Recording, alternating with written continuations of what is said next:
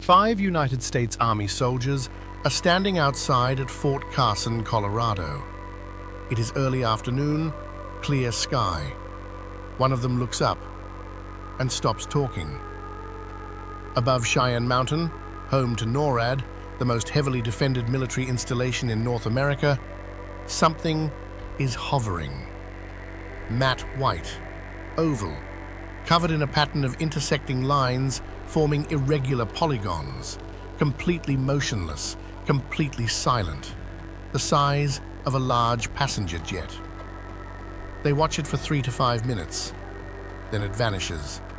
The intelligence community's assessment of what these 5 soldiers saw, possible backscattering of sun. On May 8, 2026, the United States Department of Defense did something unprecedented.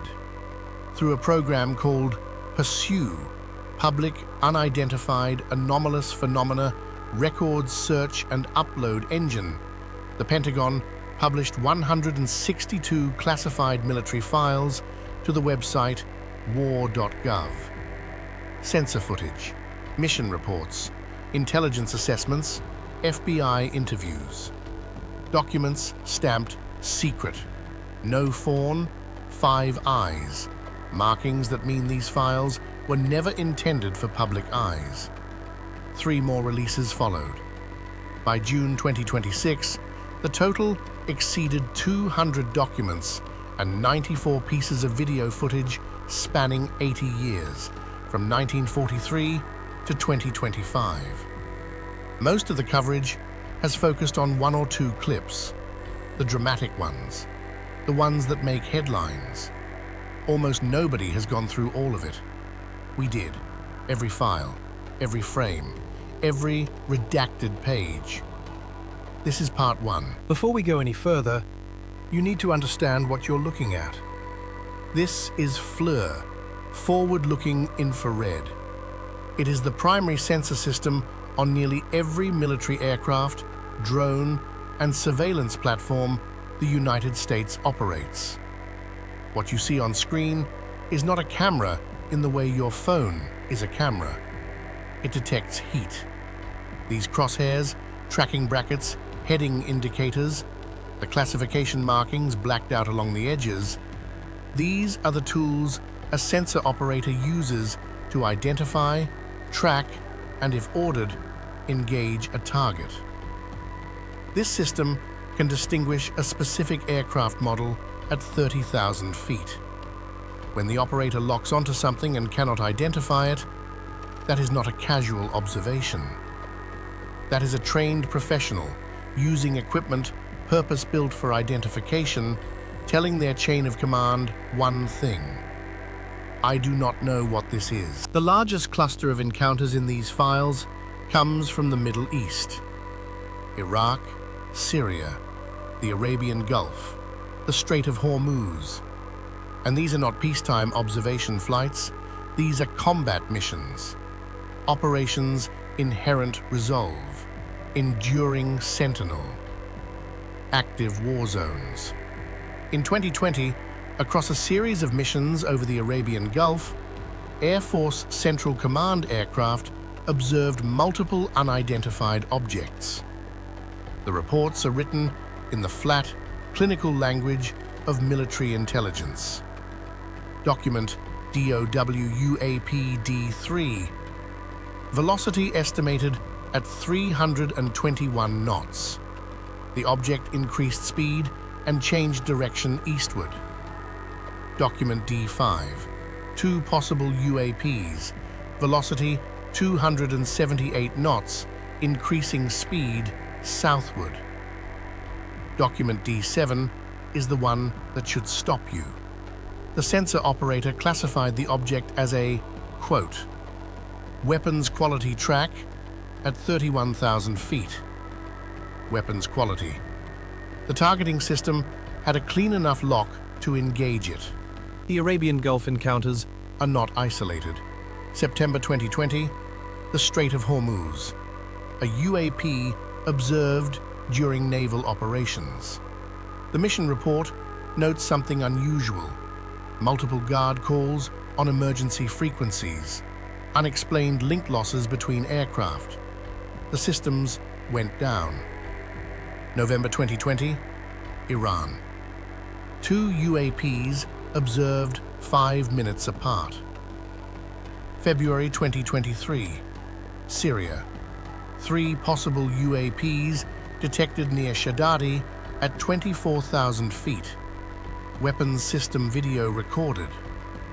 March 2023, Eastern Syria.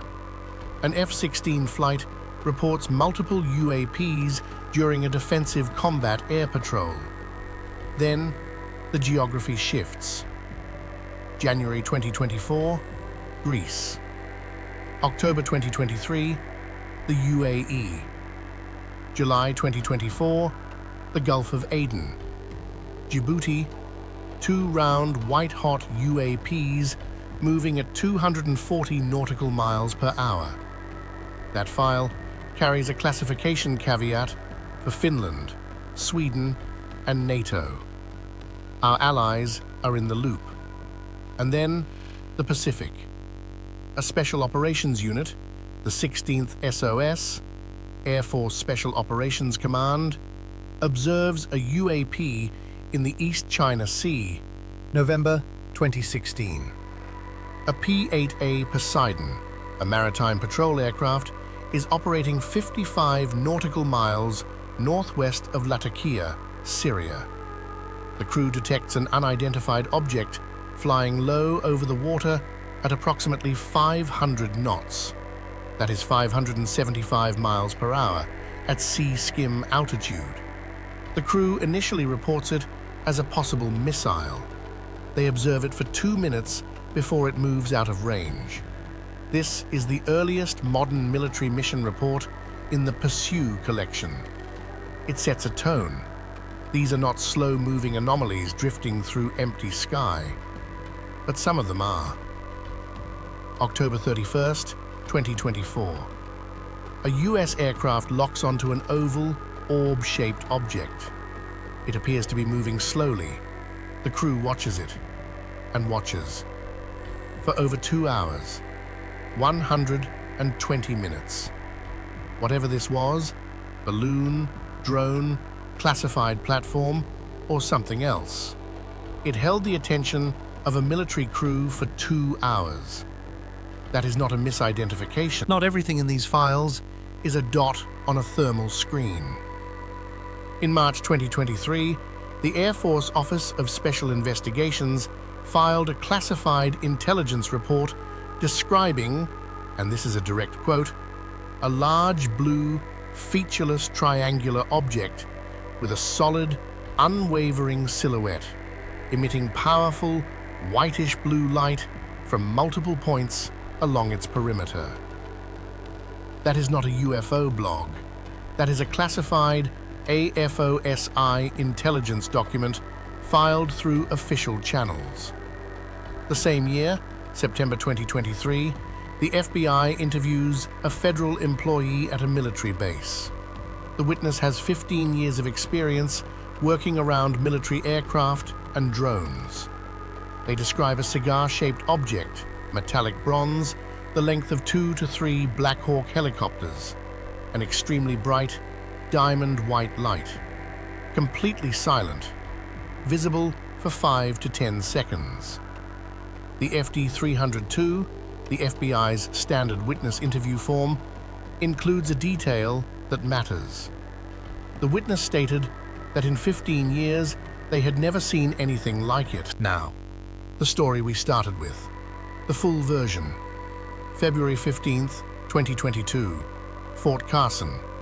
5 Army soldiers observe an object hovering directly above Cheyenne Mountain, the nerve center of NORAD. Their descriptions, given independently, are remarkably consistent. Bean-shaped, matte white, non-metallic. The surface covered in a pattern of intersecting lines, forming abstract polygons, as though the exterior was tessellated. One soldier estimated it was roughly the size of a large commercial aircraft.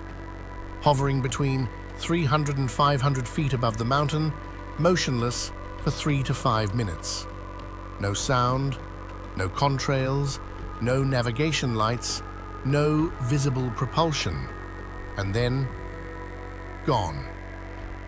The intelligence community produced a formal assessment. Their explanation: possible backscattering of sunlight reflecting off snow-covered ground, illuminating low-level clouds. Their confidence in that explanation: low. The assessment also acknowledges, and this line is the one that stays with you, quote, "No aircraft or balloons were noted active in or around Cheyenne Mountain during the observation." 5 soldiers, clear afternoon, the most defended airspace in North America. And for 5 minutes, something was there that should not have been. Here is what separates these files from every UFO story you have ever heard. This is not a single sighting. It is not a grainy video on social media. This is a system. Release 1 contains standardized range Fowler debrief forms, military documents designed specifically for reporting unidentified objects in operational airspace. Checkboxes, fields for altitude, speed, bearing, sensor type. Signature lines for the reporting officer and the reviewing authority. The military built a form for this. They built a process. These reports flow through combatant commands, through the intelligence chain, filed by sensor operators, reviewed by squadron commanders, declassified by major generals. What you are looking at is not a conspiracy theory. It is not a cover-up being exposed. It is an institution, quietly, through its own paperwork, admitting that trained military personnel, using the most advanced sensor systems on Earth, are regularly encountering objects they cannot identify, and have been for years. By the time you reach the last file in Release 1, a map has formed. Air Force, Navy, Army, Special Operations, fighter jets, maritime patrol aircraft, surveillance drones, ground observers. Iraq, Syria, the Arabian Gulf, the Strait of Hormuz, the Gulf of Aden, the Mediterranean, Greece, the UAE, Djibouti, the East China Sea, Japan, Colorado, the Pacific Coast. 9 years, dozens of encounters, every branch of the military. And Release 1, 162 files, is only the first drop. The second release dropped on May 22nd, 57 more videos, and what they contain shifts the story entirely, because the connection between these objects and nuclear weapons goes back further than anyone expected. In 1949, scientists at Sandia National Laboratories collected copper particles from green fireballs over Los Alamos. Those particles did not match any known meteorite. In the third release, the Robertson Panel, a secret CIA committee that recommended, in 1953, stripping UFOs of any special status and educating the public to dismiss them. That policy held for 70 years. And then there is the Western US event. 6 federal agents, 2 nights, objects that moved with zero resistance, launched smaller objects from within themselves, and appeared semi-transparent under night vision. Arrow's official assessment: 40% of what those agents observed remains unexplained. The leading hypothesis: unrecognized technology. The vault is open, the files are public, and we are just getting started. Subscribe. Part 2 is next.